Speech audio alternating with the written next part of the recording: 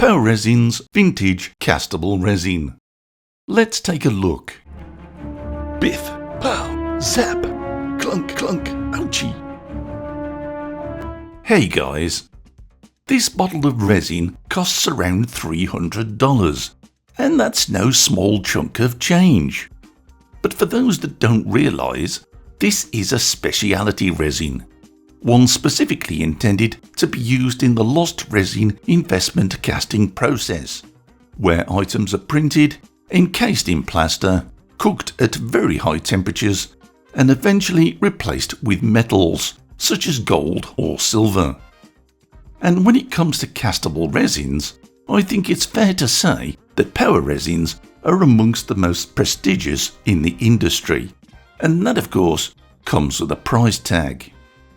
Power Resins are delighted with their products, happy with their prices, and content that their customers will keep coming back for more. But why is this? Well, their claims are impressive. Suitable for all types of jewellery designs, including stone settings, surface models, thin string filigree, etc. Minimal shrinkage of less than 1%, which is useful. 100% ash-free burnout, which should give us good clean castings.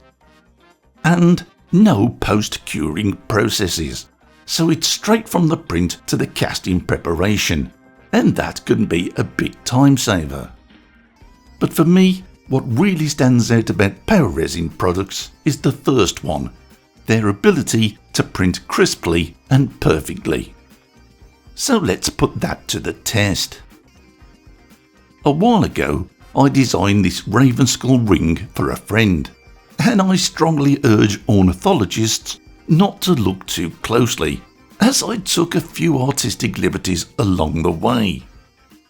Later on, I designed this raven skull pendant just because it felt good, and both these STLs will be available to my patrons. To make casting easier, I actually added sprues to these designs. When I design anything, I tend to try and think ahead to how they'll print, and these were the positions I had in mind for these prints.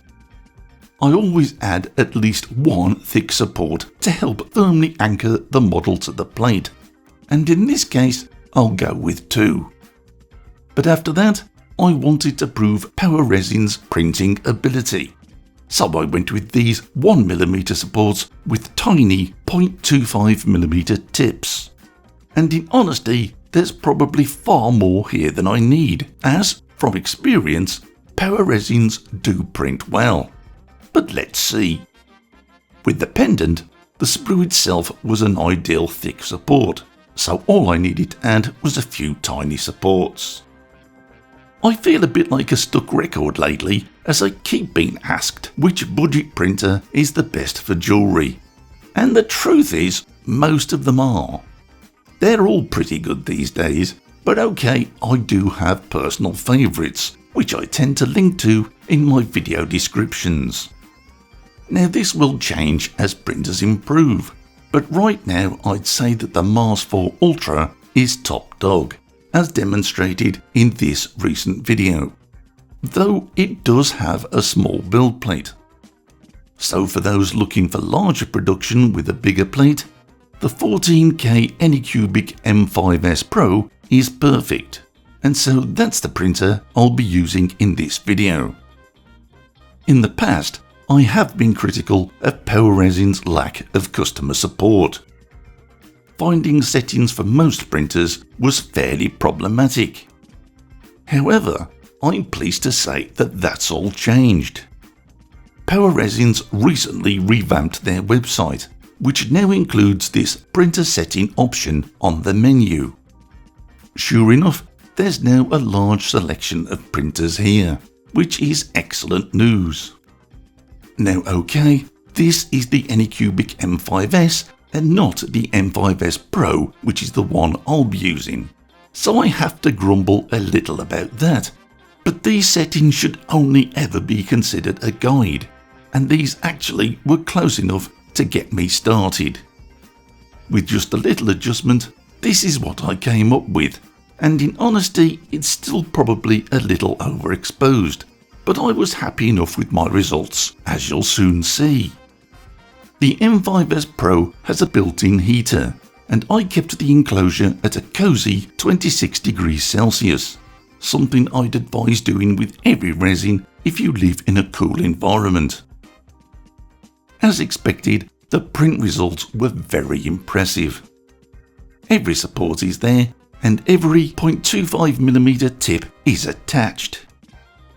The website also gives us instructions on how to clean the prints, though I'll vary just slightly from this.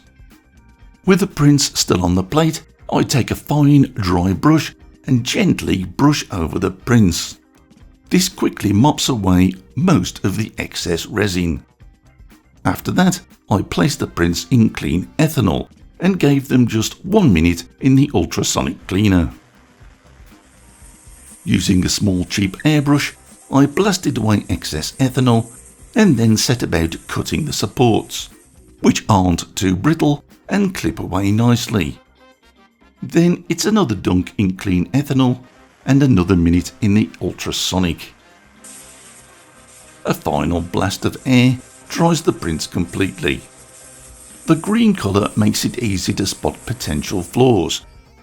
These prints, however, are perfect. I can't even see any voxel lines thanks to the M5S Pro.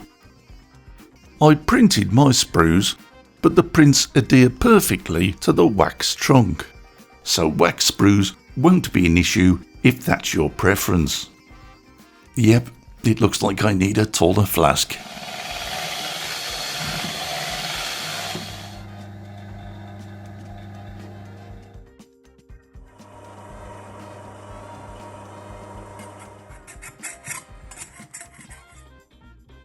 Power Resins do suggest this burnout sequence, but I completely forgot about this and stuck with my usual routine.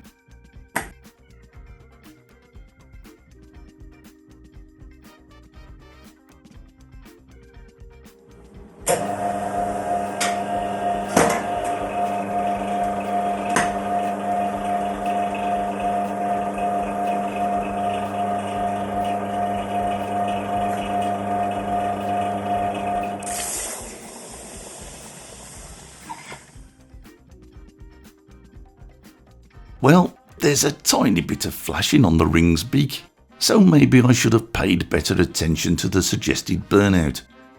But other than that, these look very clean castings.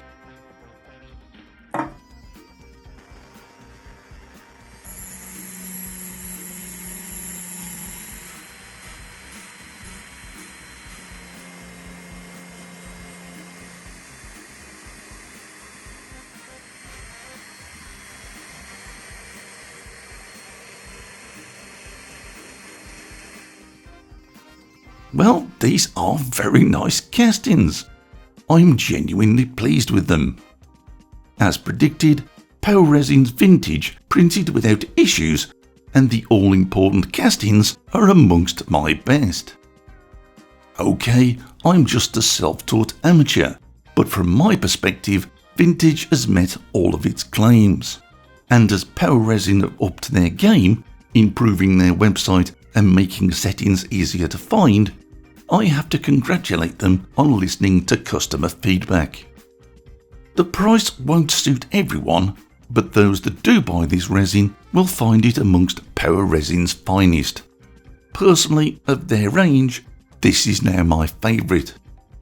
And one last thing, a snippet of information shared by one of my subscribers.